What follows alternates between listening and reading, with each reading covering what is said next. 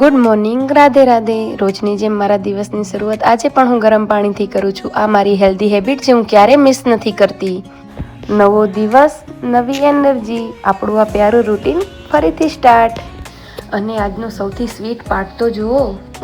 આજે મારી ચા હું નહીં, મારી યશવી બનાવી રહી છે. રોજ તો હું જ બનાવું છું, પણ આજે આ મેડમે કામ હાથમાં લઈ લીધું છે. કેટલા પ્રેમથી ચા બનાવી રહી છે. આજે તો ચામાં ખાંડ કરતાં પ્રેમ વધારે છે. અને પછી જલ્દી રેડી થઈ ગયા, કેમ કે આજે ઘરે જવાનું છે.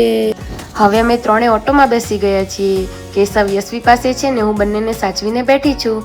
અને યશવીને તો જુઓ, એને દુઃખ અને એક્સાઇટમેન્ટ બંને એકી સાથે છે. અહીંયાથી છોડીને ઘરે જવાનું દુઃખ અને પપ્પાને મળવાની એક્સાઇટમેન્ટ. માયકામાં રોકાવું હંમેશા દિલને સારું લાગે છે. અહીં પ્રેમ છે, પોતાની વાતો છે અને થોડીક શાંતિ પણ છે. પણ હવે પોતાના ઘરની તરફ પણ જવાનું છે, નવું રૂટીન અને નવી શરૂઆત સાથે. અમે લોકો બસ સ્ટોપ પર પણ પહોંચી ગયા છે. થોડીક વેટ કરવી પડી, પણ બસ જલ્દી જ આવી ગઈ. અને હવે અમે બસમાં પણ બેસી ગયા. અને યશવીને તો જો મેળ પડી ગયો, એની ફેવરેટ વસ્તુ પેસ્ટ્રી. યશવી પેસ્ટ્રી ખાઈ રહી છે અને અમારો કેશવ ક્રીમ રોલ ખાઈ રહ્યો છે. જનરલી તો અમે કેશવને બહારનું કંઈક ખવડાવતા નથી, પણ કાંઈક એવું દેખાઈ જાય કે જે એને ભોગ લગાવી શકાય તો હું લઈ લઉં છું. અને થોડી વાર પછી કેશવને મારી ગોદીમાં લઈ લીધો અને એને આરામથી સુવડાવી દીધું. હવે ઘરના નજીક જ પહોંચવા આવ્યા છીએ અને બસ રસ્તામાં ઊભી છે, તો હું અને યશવી નીચે ઉતર્યા છીએ ચા, પાણી અને નાસ્તો કરવા. અને કેશવ બસમાં સૂતો છે. ઘરે પહોંચતા તો રાત થઈ ગઈ હતી, તો ઘરે પહોંચી થોડા ફ્રેશન અપ થઈ અને બહાર ડિનરનો પ્લાન કર્યો.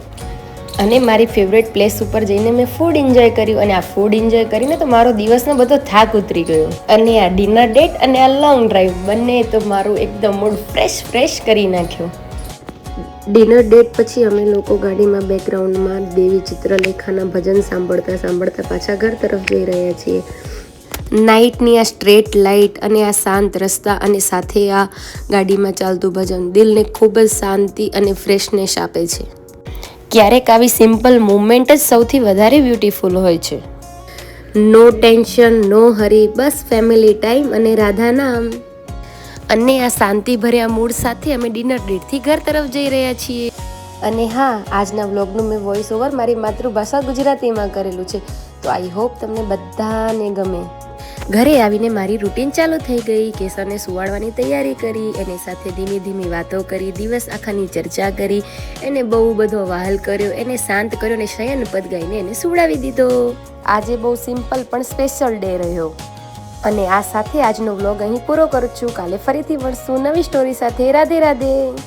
જો અમારી નાની જર્ની પસંદ આવી અને મારો વિડીયો તમને ગમે હોય તો મારી ચેનલને સબસ્ક્રાઈબ કરવાનું ના ભૂલતા. રાધે રાધે. જય શ્રી કૃષ્ણ.